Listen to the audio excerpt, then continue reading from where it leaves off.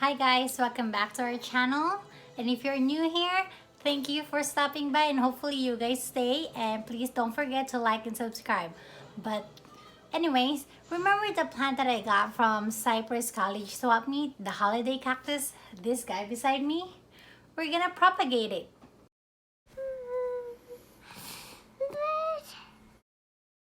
You can actually just take a clipping from this, from this nose, or what do you call this, like elbow kind of thing.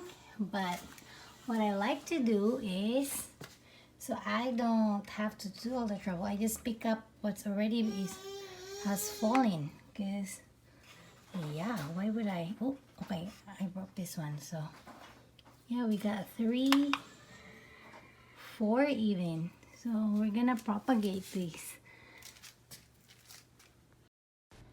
I already have these cuttings rooting in moist sphagnum moss. It's been there since I got it from the swap meet February 29, so that's like about 2 weeks now. And as you can see, they've already rooted, and I'm just gonna pick them up and choose, because some won't root, some will, but you have to be careful in removing the sphagnum moss so you don't damage the delicate roots that these cuttings have already produced. So you can tell by tugging on them, and then if there's some resistance, you know that the roots has already formed because they got stuck in the sphagnum moss.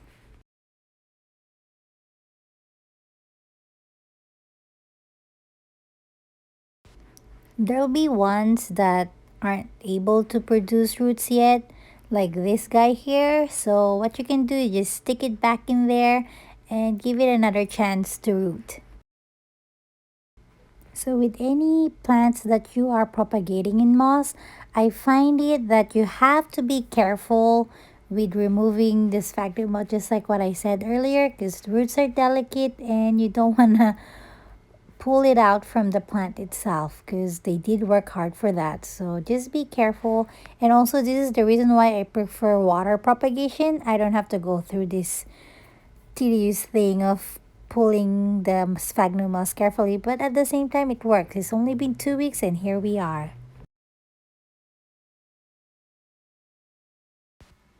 I found this guy. See, it's a no-no. It's already translucent, also flimsy, like bendable.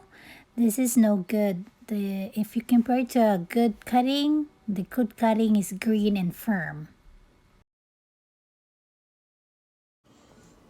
Now there's space for the cuttings that we got from the mother plant. So what you're gonna do is, of course, make sure it's clean, and you wanna put the bottom side down and tuck it in inside the sphagnum moss, just like this. Like, it'll grow roots like that. Just make sure it's the bottom down.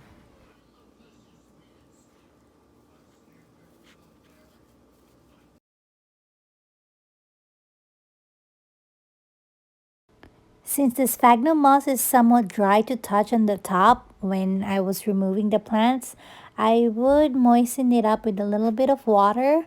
Not too much, because that can trigger rotting of the cuttings, just like the one that we tossed away. After that, we can put it inside a Ziploc bag, which people refer to as Ziploc bag method. It can increase the humidity without oh, oops, sorry. But yeah, with this method, it actually increases the humidity from the moisture from the sphagnum moss. And here is my setup, my container with the string and my reservoir for the water.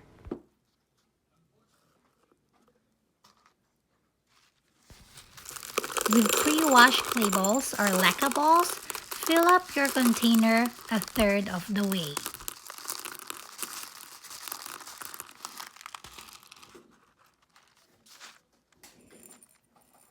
Sometimes the smaller pieces of clay balls might go through the holes of your container, so just toss it out or put it aside.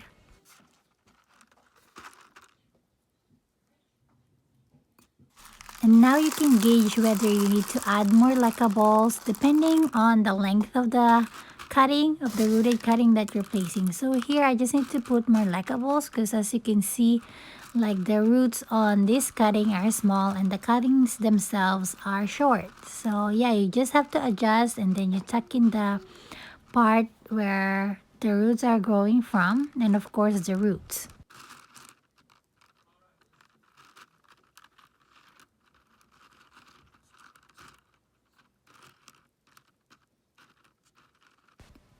Also, don't be afraid to rearrange it to how you want it to be because again, this is your plants and these plants are resilient.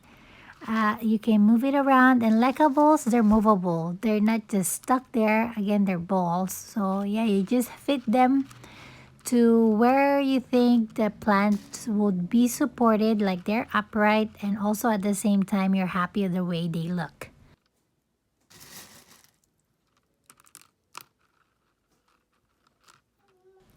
And feel free to add more leckables to secure the plants in place. Sometimes if like the long rooted cuttings like philodendrons, I would even tap the side of the container to shimmy down the leckables around the soil. I mean, around the roots.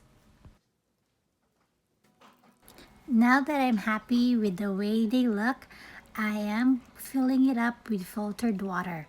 I use filtered water for all my plants. I use the Brita filter.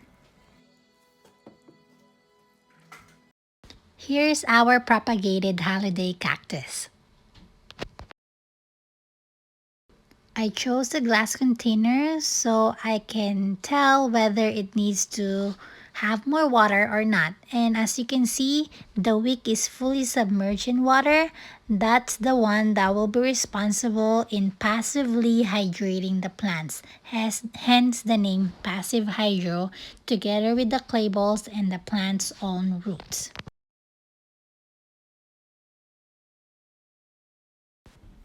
This guy will be joining my plants here in our little plant corner.